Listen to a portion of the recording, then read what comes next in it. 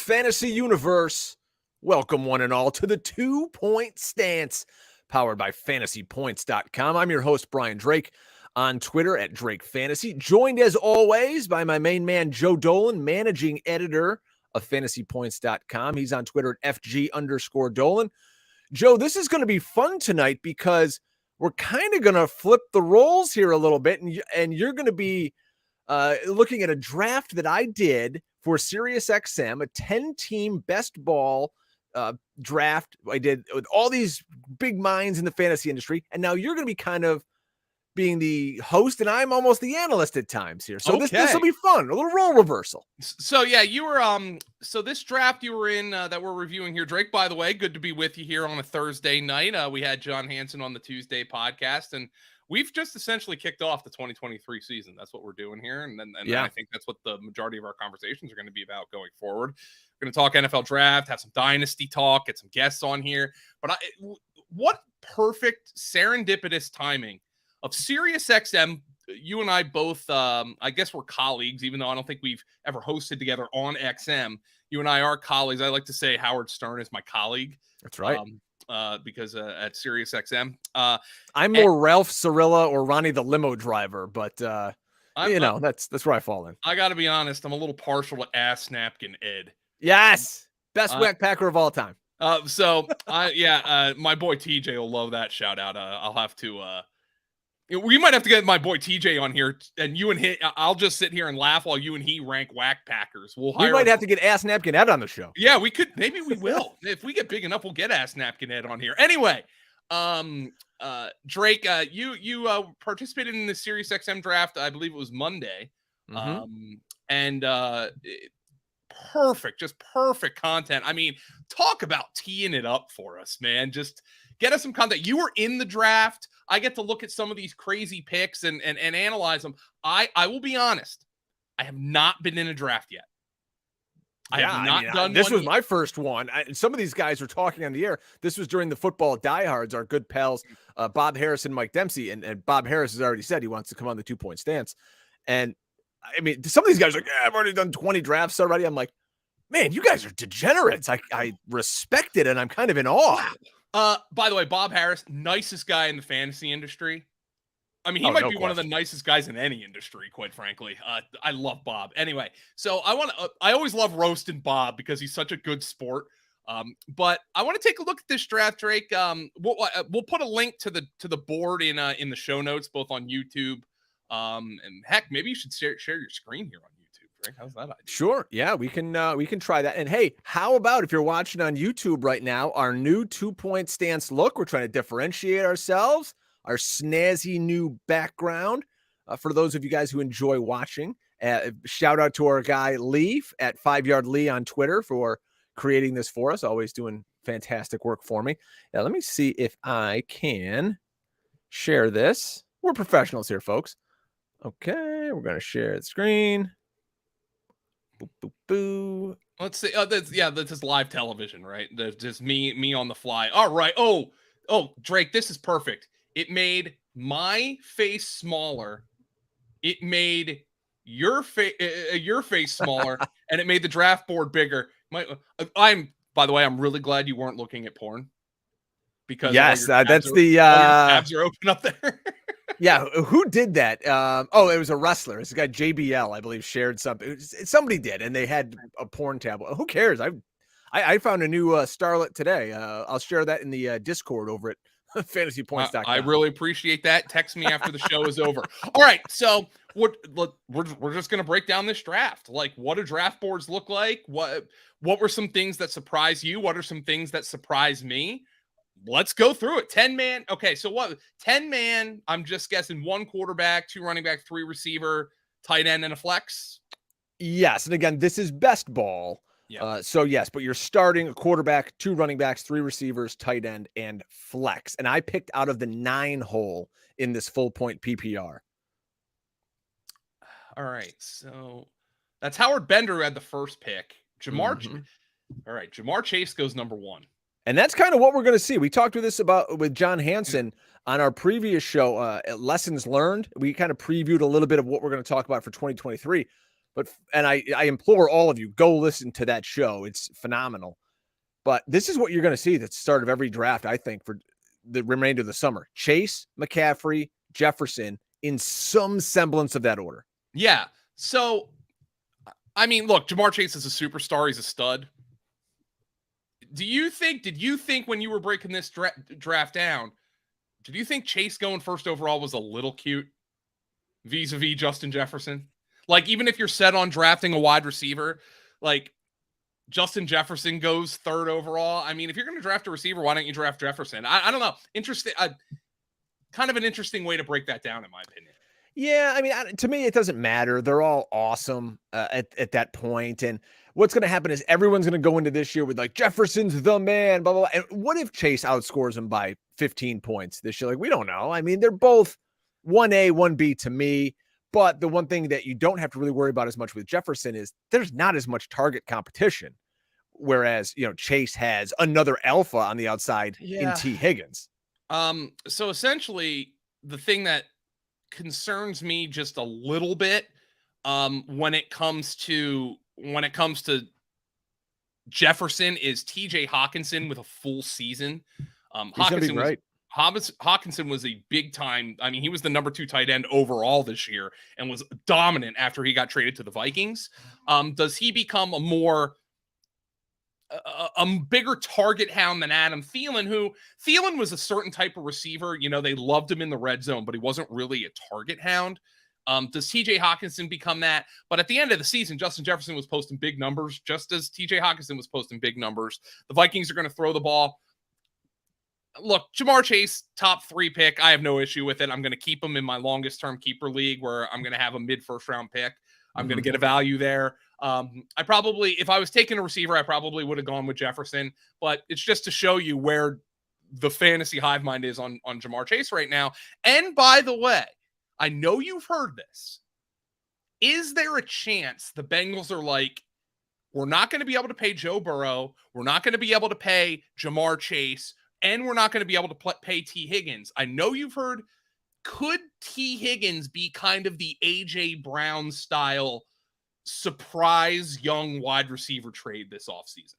Oh my gosh. The case, if I'm Dallas, if I'm the Giants stick out to me like a sore thumb in this. Easy first round pick give up. You easily give up a first absolutely round pick. And if you're Cincinnati, you look at it and go, oh, we got to pay Burrow, we're going to have to pay Chase. I mean, is it the craziest thing in the world if someone throws you a first round pick?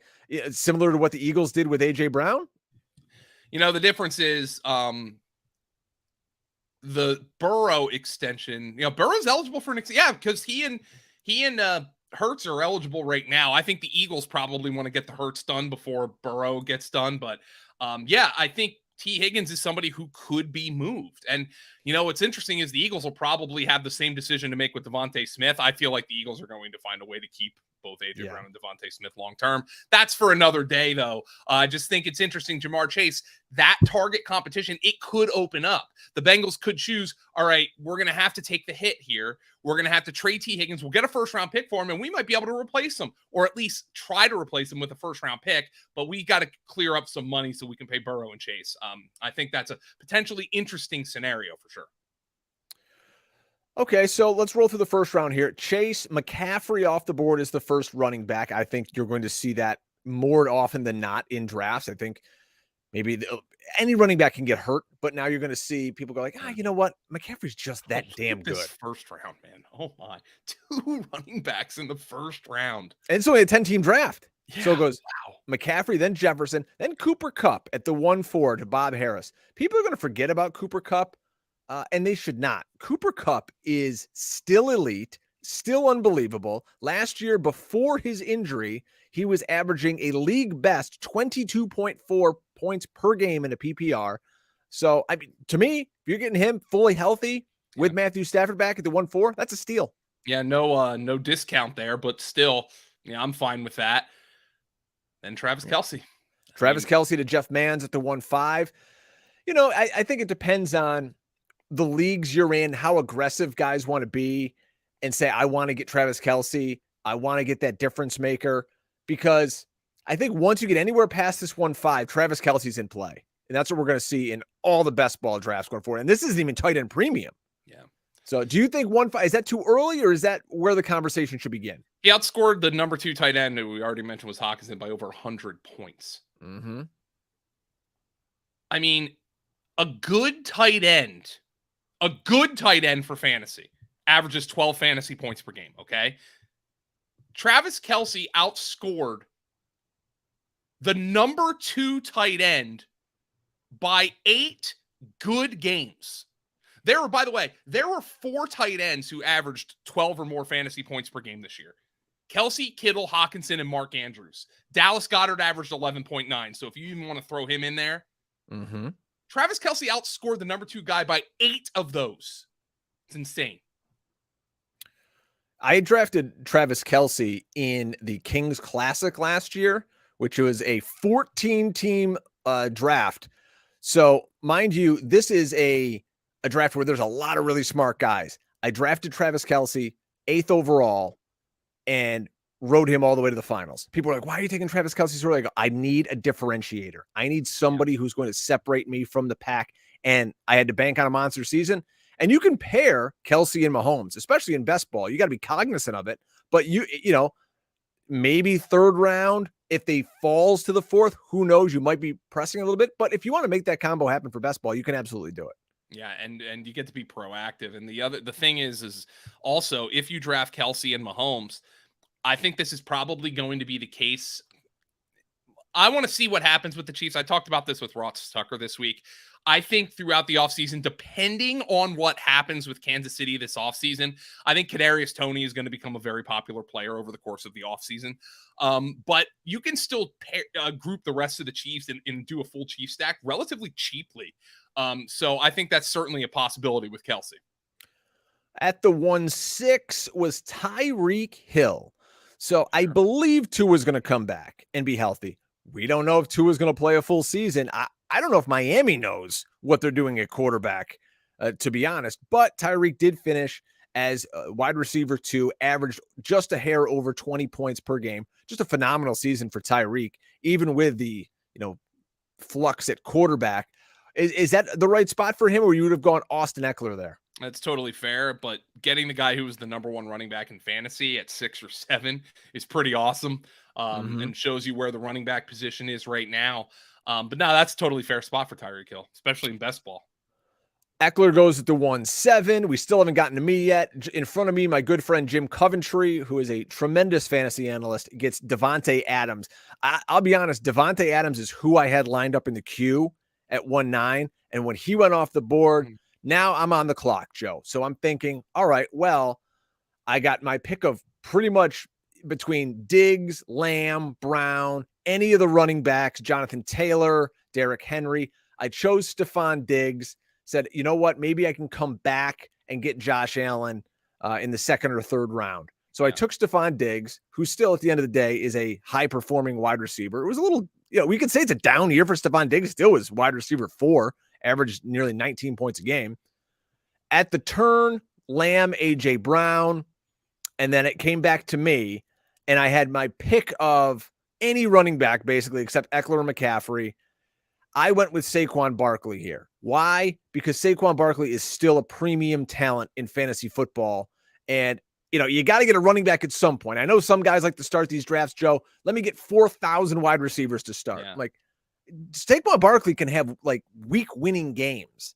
And if this Giants team progresses as we think they will, why wouldn't I want to get a top 5 running back? And I got him here at the start of the 2nd round.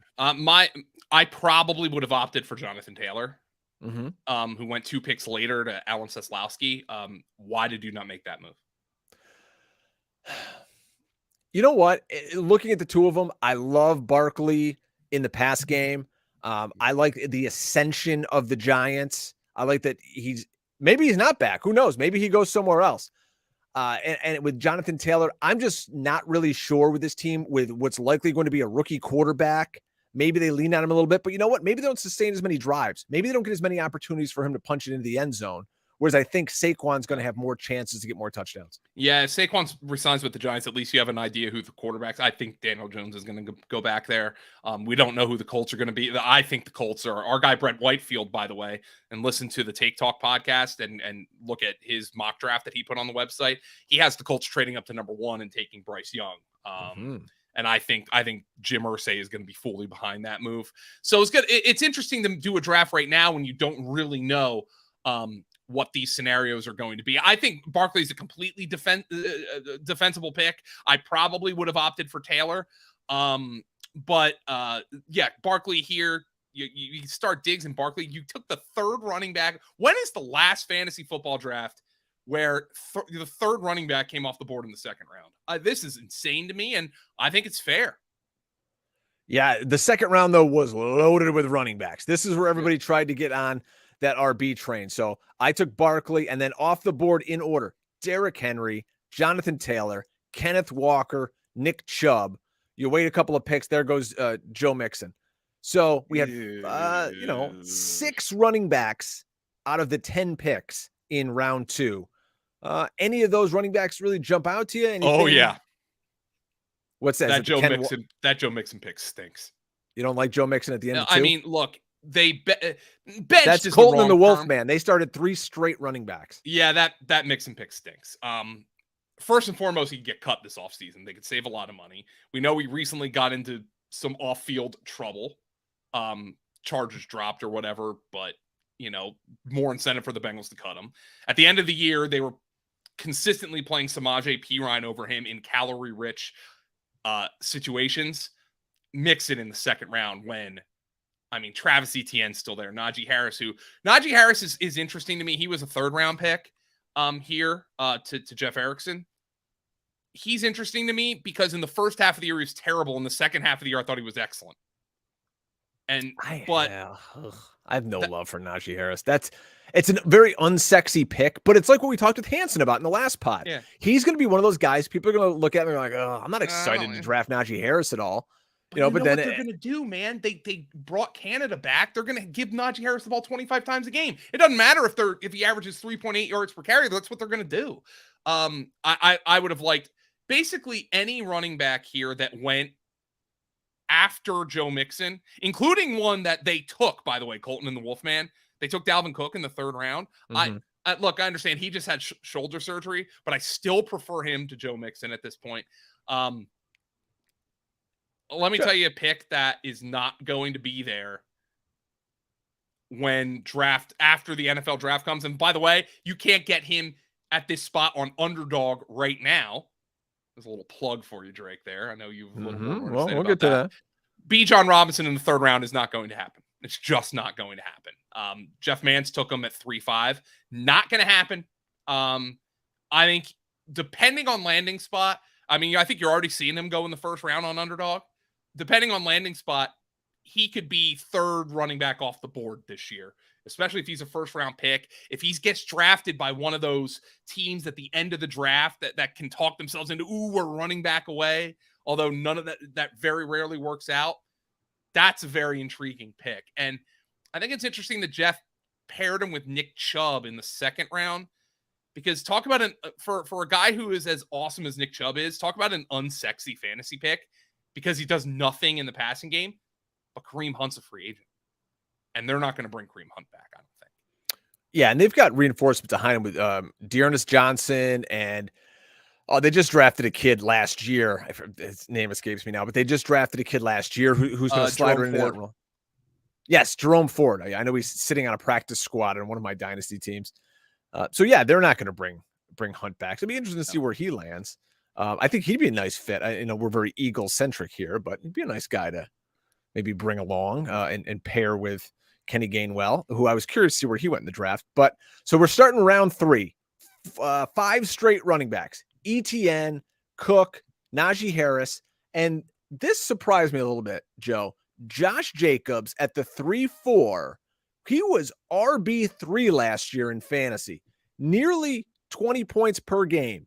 And you're taking Najee Harris in front of him, Travis Etienne in front of him, Mixon in front of him. That surprised me. He fell all the way to Bob at 3-4. The question I have with Jacobs is, does he get a Le'Veon Bell style payday where he's like, I'm just going to the highest bidder and I don't give a crap if the team stinks? Mm-hmm. And then he ends up really not in a good spot. I am fascinated with where he goes. And the question is, was he a contract year phenomenon? Because the Raiders very clearly got this year what they drafted him to be. It just took 3 years for that to happen. So that is a fascinating pick. I understand why he went where he did. I also understand why Bob Harris took him where he did. I would have taken Bijan Robinson. Then as we roll through the second half of the third round, Keenan Allen, Devonta Smith from the Eagles come off the board. Smith was a guy I was really kind of highlighting because, man, did he have a phenomenal year, Joe. Just nobody in fantasy was thinking, okay, yeah, Devonta Smith is going to end the year as a top 10 PPR wide receiver, and that's exactly what he did. Devonta Smith finished, folks, ahead of Amari Cooper, Jamar Chase, who we know got hurt, but Christian Kirk, Lockett, McLaurin, Metcalf, Evans, Higgins, Godwin. This is a great season. And he's the number 2 target on that team. Yeah, and they're one of what I like to call a narrow fantasy team. Mm-hmm. They throw the ball to their good players. It's amazing how many teams haven't figured this out. Like, teams that don't have a Mahomes at quarterback or whatever, just throw it to your good players. Like, I mean, of course, the Eagles found out the hard way. Quez Watkins drops a perfect throw by Jalen Hurts in the Super Bowl. But, the Eagles, for the most part, they threw the ball to Smith, to Brown, and to Goddard. That's a good way to score points in the NFL. And then Breece Hall comes off the board. Probably a good spot for him. And Breece Hall is one of those guys, he's got that injury. We're not exactly sure how ready he's going to be for the start of camp or the start of the season. But when on the field, he could be electric. Well, we know he is electric. And it all depends. Who's that quarterback? What if it's Aaron Rodgers? Well, it could be Jimmy Garoppolo. Could be Derek Carr. So the offense as a whole is just going to get upgraded. And imagine if they do get Aaron Rodgers, Joe. Yeah. And now you really got to defend these wide receivers because they can throw it all over the place. Boy, the middle of the field could just open up. And he could be what we always hoped Aaron Jones was without A.J. Dillon siphoning carries. Yeah, and well, there's Michael Carter there as well.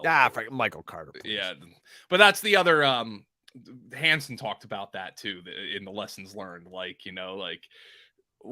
Michael Carter, he's gonna come in and he's still the starter, and everybody buys that shit, and then it suppresses the value of Breece Hall on draft day. All right, Drake, I want to let's get to this little corner here. Yeah, so to me, again, I have Diggs and Barkley, and now I'm up here at the 3-9, and I'm going to fully admit here, I made a mistake where I took Mark Andrews in this slot just because I figured, you know what, maybe I can get cute and I can get Josh Allen coming around because I thought Jordan Fliegelman of Fantasy Life was drafting right behind me. I know Jordan, nice guy. And I go, well, he's got A.J. Brown. He's going to want Jalen Hurts, right? Where I could take Andrews and then get Allen back here in the 4th round. Well, I take Andrews. He takes Josh Allen at the 3-10. Well, he made a mistake too. And then he took Jalen Waddle. So left me with Jalen. I took Jalen Hurts. Yeah. So you made a mistake and so did he. Because he should have he has A.J. Brown. He should have taken Hurts. That's what I thought. Yeah. So, and this really ended up kind of backfiring you because let me tell you what I see here. And I'm not going to say there aren't good wide receivers left. And as a matter of fact, there's one who went at the end of the 4th round who I think probably should have gone a little bit higher. I think after Jalen Waddle, there's a little bit of a drop off at wide receiver here to the next guy taken is Amari Cooper. Okay. I don't love that pick. Nobody ever likes taking Amari Cooper. So maybe I should learn one of Hansen's lessons and say, hey, boring's not the worst thing. But there seemed to be like a little bit of a mini teardrop at wide receiver after Waddle comes off the board. And I wonder if you would have been better served, Drake, taking Josh Allen and maybe hoping coming back around that Jalen Waddle's there as opposed to taking Mark Andrews, who we know had a very disappointing season last year. Let's see if Todd Monken can open that up for him. But I understand what you were trying to do, though, because you said earlier in the Kings Classic, you wanted to differentiate yourself a little bit. Well, in a 10-team league, one of the few places you can really differentiate yourself is at the tight end position. So you wanted to hammer that elite tight end. Yeah, and I thought Waddle, trust me, Waddle was in my queue too, so I wanted him also. And what I did here, I said, you know what? If I can't get Allen out and I can't get Waddle, Jalen Hurts is a player. You don't have to stack Jalen Hurts. Obviously, as we saw this in the Super Bowl, he can score 3 or 4 touchdowns on his own. So I said, everybody gets too cute with these best ball drafts. And they go, I got to stack this guy with this guy and correlate this. That. No, you don't. Half your team's going to be dead by week 15. Stephon Diggs, Saquon Barkley, Mark Andrews, Jalen Hurts. I got 4 guys in my first 4 pick who could legitimately be the number 1 scoring player in fantasy at those positions. So I said, let me just get really good players, and then we'll kind of just shake it out and see what happens. So that was my mindset once Allen and Waddle went off the board. Yeah. So, by the way, hi, Golf Boy. Good to see you in the chat.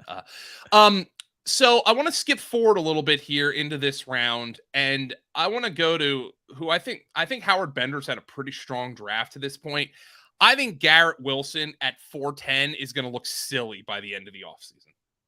I had Garrett Wilson queued up for my next pick. I wanted him badly. I wanted him so bad. And I'm like, damn it. I think everybody started flying off the board here at that far end. I'm like, oh, my queue is just blown to pieces. Yeah, I think that Garrett Wilson 410, if they go get Rodgers, if they go get Carr, that's going to just look silly by the end of the offseason. I think he proved beyond a shadow of a doubt.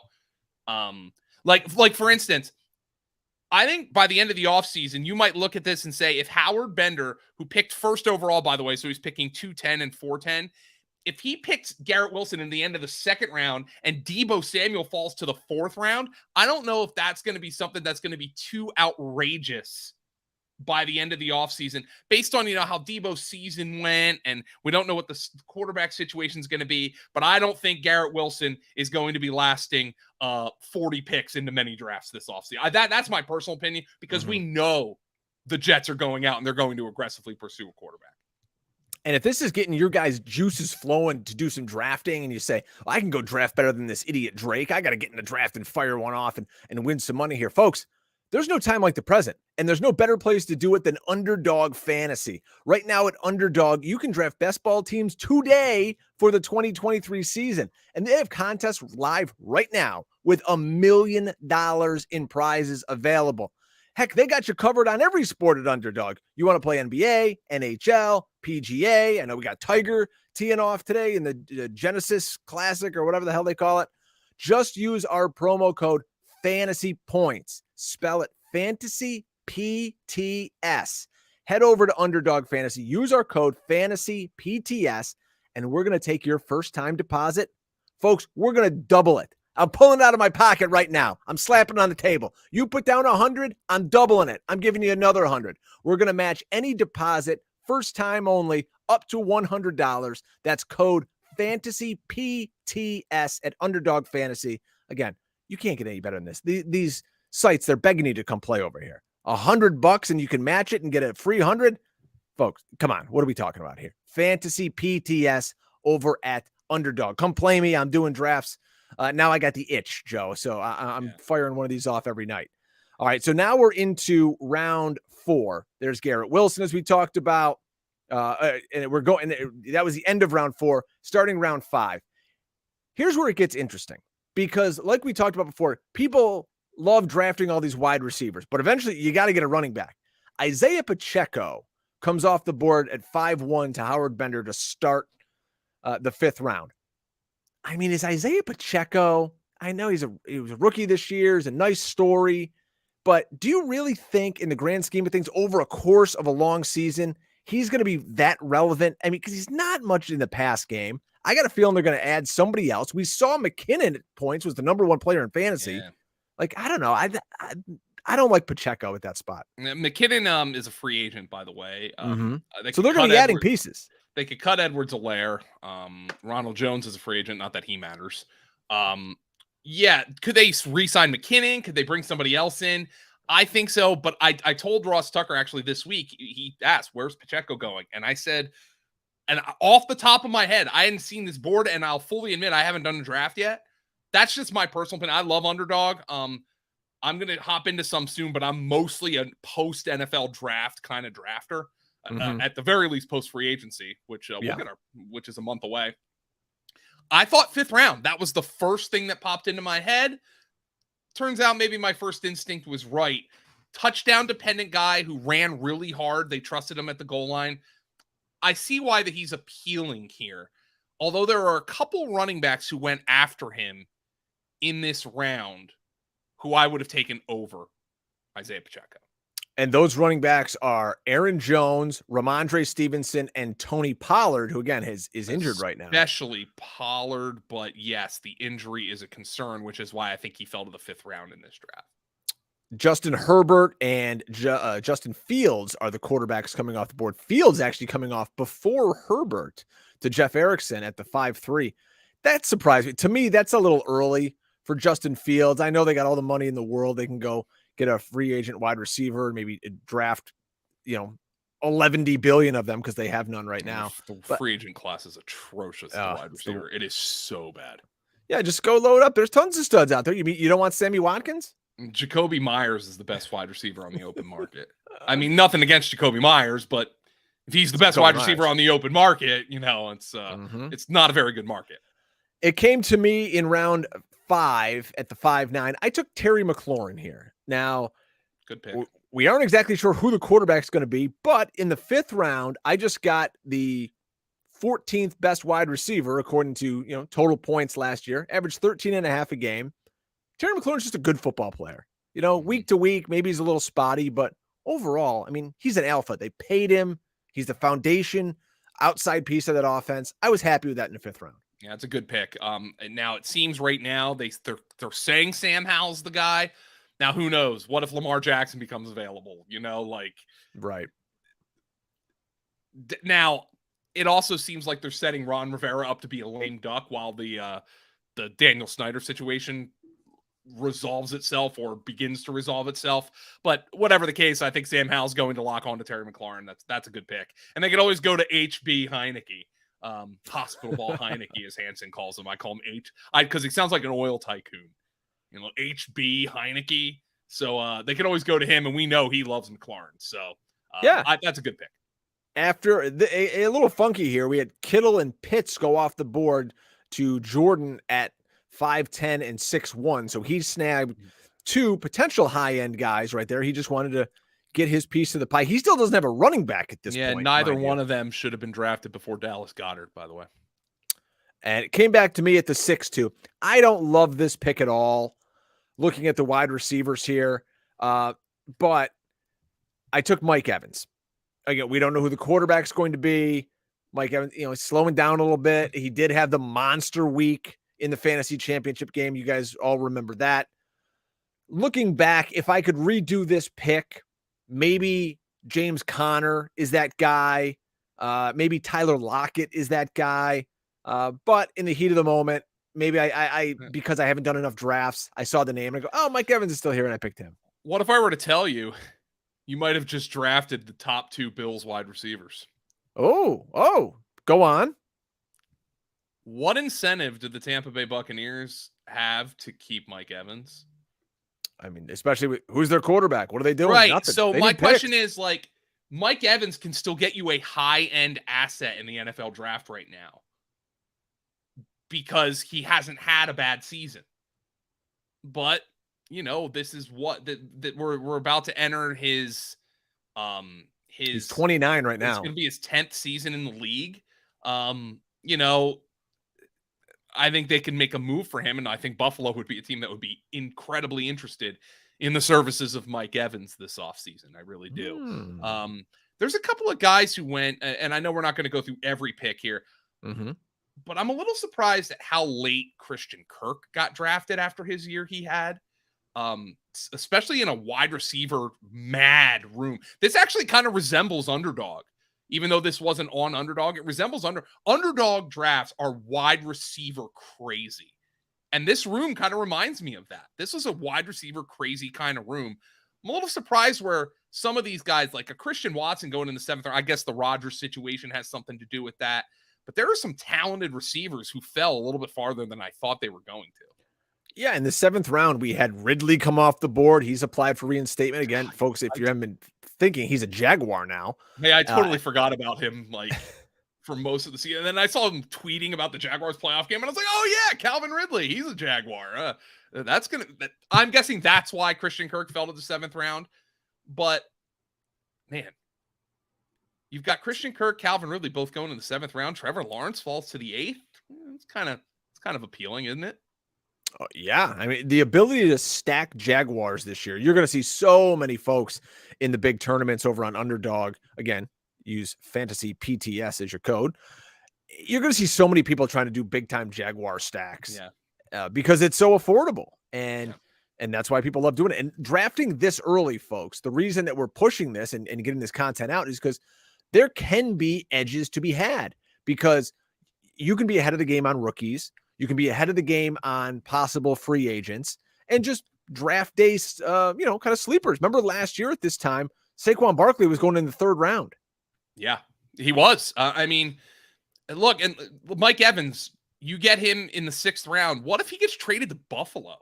Mm-hmm. Where does he get drafted? Gabe Davis was a 3rd, 4th round pick last year as completely unpredictable. I was a Gabe Davis guy. We actually got comments on the YouTube though. Why didn't you talk to Hanson about Gabe Davis? I guess we all just blocked it out of our minds. We will contend based on speaking of Gabe Davis, who by the way was a 9th round pick in this draft. Based on conversations with Kaplan, Gabe, that high ankle sprain really hurt him. But it's an L anyway. We got to get Mr. C on the show one of these days. Yeah, we got to get Kaplan on. Yeah, but it was. But if Mike Evans gets traded, he's at least the 3rd round pick, right? For Buffalo. Now that being said, if he does get traded to Buffalo and is a 3rd round pick, you could forget me drafting him, because I'll view that as a Julio to the Titans kind of situation. Probably a better version of that. But that's kind of where I would view it. But anyway, that was a bit of an aside. But you're right, getting ahead of these. Some names of guys who might get traded this offseason, a guy who could get a quarterback upgrade. You can get some serious values here in these early drafts. Round 7 and 8, these are all guys who either, for the most part, are looking to break out and have something to prove, or there's a red flag there for some reason. Calvin Ridley coming off the suspension, Christian Watson, new quarterback, and he was a rookie last year. Drake London, they don't know what the forward pass is in Atlanta. Jameson Williams, we didn't see anything from him his rookie year. Even in the next round, Kadarius Toney, Rashad Bateman. So you could see some of the red flags. I took Alvin Kamara at 7-9 overall. This was before this news broke of his legal situation, which today said he was indicted for this bar fight. So, again, I'm looking at the board at the end of the 7th round, and Alvin Kamara's on there, and I only had one running back, and I go, you know what? You could do a lot worse. Let me take Alvin Kamara here. Cam Akers goes off the board next, and there was tons of talk in the draft room about this, that Cam Akers fell so low to the end of the 7th round, because at the end of the season, Joe, I mean, he was killing. He was a top 5 fantasy back. Yeah, he was awesome at the end of the season. That's a really good pick. Even if they bounce back, they had a nightmare season. If they bounce back to be fringe playoff contender, that Cam Akers pick is going to look like a steal at 7-10. In the 8th round, I took J.K. Dobbins. Now I'm just trying to get Also starting running backs here. Because again, what are they going to do in Baltimore? They're going to run the football. I don't care who the OC is. They're going to run the football. And another year removed from the injury, J.K. Dobbins is a guy who could run for 1,000 yards and 10 touchdowns. Other guys who stick out in the 8th round, Dameon Pierce went the next pick after me. And then there's some guys, James Cook, I'm not high on him. Brian Robinson, put you to sleep. I got no interest in him. So, You don't have any interest in Brian Robinson at that point? I mean, here's why I like him for Colton he and the ran Wolfman. his dick off this year. He's their 4th running back. So, yeah, the days where, I mean, he's a 0 in the pass game, an absolute 0. So, I mean, what's your up? Most weeks, what are you going to get from him? 6, 8 points if he doesn't score? Yeah, I guess he's got to score. Hold on. Didn't they start to use him more in the passing game towards the end of the season? As Steve Stifler once famously said, you don't score until you score. Lamar Jackson, 9-1. And that's as somebody who has been burned by Lamar 2 seasons in a row, that's still too ridiculous. Now you're right, Drake. Brian Robinson caught 9 passes this year. I thought he caught more than that. But yeah, you're right. And if they're going with Sam Howell, they're probably not going to be very good offensively. Yeah. I liked some of the players coming off the board here in the 9th round. Treylon Burks, George Pickens, and then my selection here at 9-9. At this point now, Joe, I'm trying to jump ahead of the curve here. And I go and I get Jackson Smith-Njigba, the rookie out of Ohio State. Again, we don't know where he's going to go. And then I took Jordan Addison out of Pittsburgh, the Biletnikoff winner. Yeah. Now USC. Or US, sorry, yes, transfer. And so I took those 2 guys knowing full well, I don't know where they're going to land.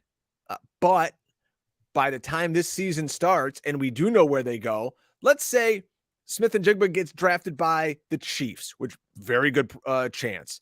Addison goes to the Giants. These guys are immediately starting on these teams, most likely, if they're first-round picks. And I just got him in the 9th and 10th round.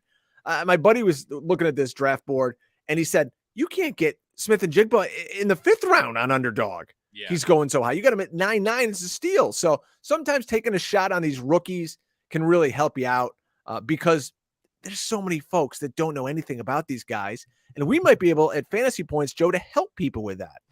Yeah. So I think that's I think you did good trying to take advantage of the uncertainty. If you do these drafts, you are going to, and you draft a lot of rookies, you're going to get burned by somebody who has just bad draft capital and lands in an awful spot. But you also have to look at the flip side. Right. What if Jordan Addison lands with the Giants, who their fans were excited about Isaiah Hodgins being retained on exclusive rights free agent deal today? He literally couldn't go anywhere else. As long as they offered him a contract, he couldn't. That's the exclusive rights free agent rule. If he ends up with the Giants, man, that's 120 targets he could be falling into right away, and you got him in the 10th round. I mean, how many guys in front? By the way, Juju Smith-Schuster in the 10th round. What? That's a terrible pick. Anyway. Yeah, I like Jahan Dotson there. Was nice. Miles Sanders. Oh, Jahan Dotson going after Juju Smith-Schuster is insane. I don't care who the Commanders quarterback's going to be. So a couple interesting players are back-to-back in the 10th. Miles Sanders, Kareem Hunt. Both could very well be on different teams this year. They could flip-flop teams for all we know. Who knows? But so what do you think of taking guys like that, like with Sanders and a Hunt, who, their pedigree, but they're all, at this point, they're pretty replaceable and they're going to be somewhere else. You would think they're going to get, I think Sanders probably gets more money than Hunt in the open market. Maybe Sanders doesn't get what he's looking for in the open market and comes back to Philadelphia. And the chance of that happening, I don't think Sanders is back in Philly. I don't either. But let's just say he's like, man, I did not get the 3-year offer I was looking for. And Howie Roseman says to Miles, we'll give you 1 year, we'll give you $9 million. That's way more than you're going to get. And he's like, all right, let's come back. Let's roll it back and win it and try to win a championship. Man, you just got Miles Sanders in the 10th round. And where does Miles Sanders go in this draft if you guarantee this room that Miles Sanders is in an Eagles uniform?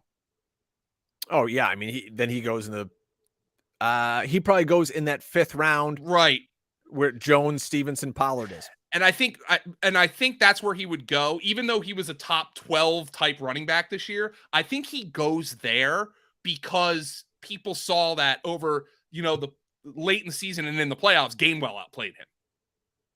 Absolutely. So I think there's a little bit that's going to scare people away there. But I mean, Miles Sanders in the 10th round, on the off chance that he lands with the Eagles or another contending offense, man, that's a heck of a pick there. We had a ton of quarterbacks come off the board in the end of the 10th through the 11th, starting with Kirky Cousins, then Deshaun Watson, Stafford, Tua, Geno, all of whom went before Aaron Rodgers, who I'll be fully honest, I was going to take at the end of the 11th round here. Aaron Rodgers, who could be in an offense, could be the Jets, could be the Las Vegas Raiders. I mean, I like Aaron, even at this advanced age, Joe. I like Aaron Rodgers upside over Stafford, over Watson, over Geno Smith. Yeah, and even if he goes back to Green Bay, you get another year of him. Now, here's the downside. After he does whatever that is he's doing, sitting in the dark for a week or whatever. The downside here, drafting him in the 11th round, is he could retire, and then you get nothing. Mm-hmm. But, man, even if he goes back to Green Bay, though, and you've got another year with Christian Watson and another year with Dobbs, maybe they, sign somebody this offseason, draft somebody, probably a pretty good value there for Aaron Rodgers. Then I took Elijah Moore just because, again, right now I'm drafting on pedigree. I'm drafting on talent. Elijah Moore is a talented player. Aaron Rodgers goes there. And exactly, Aaron Rodgers could go there. And with the last pick of mine we'll talk about here in the 12th round, I took Daniel Jones. So I'm pairing Daniel Jones and Jalen Hurts way later on in the draft. I also took Kyler Murray. Nobody wanted to touch him. What am I missing here, Drake? Geno Smith, who, I mean, great story. I love the story of Geno Smith. Mm-hmm. He had a great year. He fell off at the end of the year, okay? Tua Tagovailoa, who, in theory, might not play. Matthew Stafford, there are retirement rumors. Aaron Rodgers could retire this offseason. Why is Daniel Jones getting drafted after these guys? A top 10 fantasy quarterback this year when throwing to nobody. He had 700 rushing yards and 7 touchdowns this past season. You have to think that he's either going to sign with a team that's going to have better receivers than the Giants, because everybody has better receivers than the Giants, or the Giants, more likely, are going to bring a quality receiver in there to help him out. Why is he getting drafted after Geno Smith and Aaron Rodgers? Daniel Jones, and again, trust me, nobody craps on Daniel Jones more than I do. I don't think he's great, but like the running put you there. The guy had 1, 2, 3, 4, 5, 6, 7 top 12 weeks since week 10. So this is post Giants bye. He had 2 weeks where he was not a top 15 quarterback. 2 weeks. That's it. I mean, he finished the season. Insane. He had huge numbers, and I just got him in the 12th round to pair with Jalen Hurts. So I'll take that all day long over Jared Goff, Geno Smith type guy. I mean, come on. Yeah, I love it. And I actually like Goff in the 12th round here, by the way, because that team, I think he's going to be their starter, and that team is loaded. Yeah. But I mean, Daniel Jones in the 12th, great pick, Drake. I'll give you an A+ for that. So, and then way later, sometimes you don't like to take 3 quarterbacks, but you know what? I don't like to adhere to a lot of these rules of you have to take this many receivers and this many backs and tight ends. Kyler Murray was there in like the 18th round. It was almost the end of the draft. I'm like, what the hell? Kyler Murray's going to come back in the middle of this season, and he's still a talented guy, can run around. So, hey, maybe he helps me win some weeks at the end of the season. God forbid Jalen Hurts or Daniel Jones gets hurt. Now I still have some life here in the playoffs. So overall, uneven performance for me, Joe, looking at the draft. Some mistakes, but some lessons learned. And I can take this and I can grow from it. And I hope our listeners do also. And they go over to Underdog, use our code FANTASYPTS. Again, we're matching your first time deposit up to $100. And this is how you get ready for your drafts. You do these best ball drafts. Don't do the mock draft simulators and all that stuff. That's not going to really get you ready. You got to go where people got money on the line. They got incentive to stay and draft, not, start picking kickers in the second round. Totally agree. If I were to grade your draft, I'd give you a solid B. I would have liked probably a little bit more juice at running back. Kamara, that situation's bad. I mean, that's why he fell that far, even though he just got indicted today. He fell that far because of the looming suspension. Didn't have a great year. I'm still a little bit concerned, even though I like Dobbins as your 8th round pick. I'm still a little bit concerned about that hitch he had in his giddy up, even though he produced.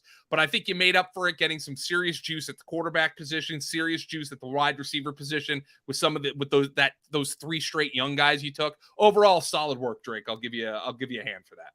Thank you. And I also took Sean Tucker out of Syracuse later in this draft, who could be a starting running back or at least getting meaningful touches somewhere. So that's the draft. Again, if you want to see the board, it's on our YouTube channel. There's a link to it in the show notes, either on wherever you're listening on a podcast or on YouTube. So we're going to do a bunch of these throughout the year. Joe and I will mix it up. We'll have some fun, do a ton of drafts, and, just get ready for the 2023 season. We're here, folks. Super Bowl's in the past. We're never going to speak of that Super Bowl again. We're just on to 2023. So, all right, for Joe Dolan, I am Brian Drake. Thanks so much, everybody, for hanging out with us on the 2 Point Stance.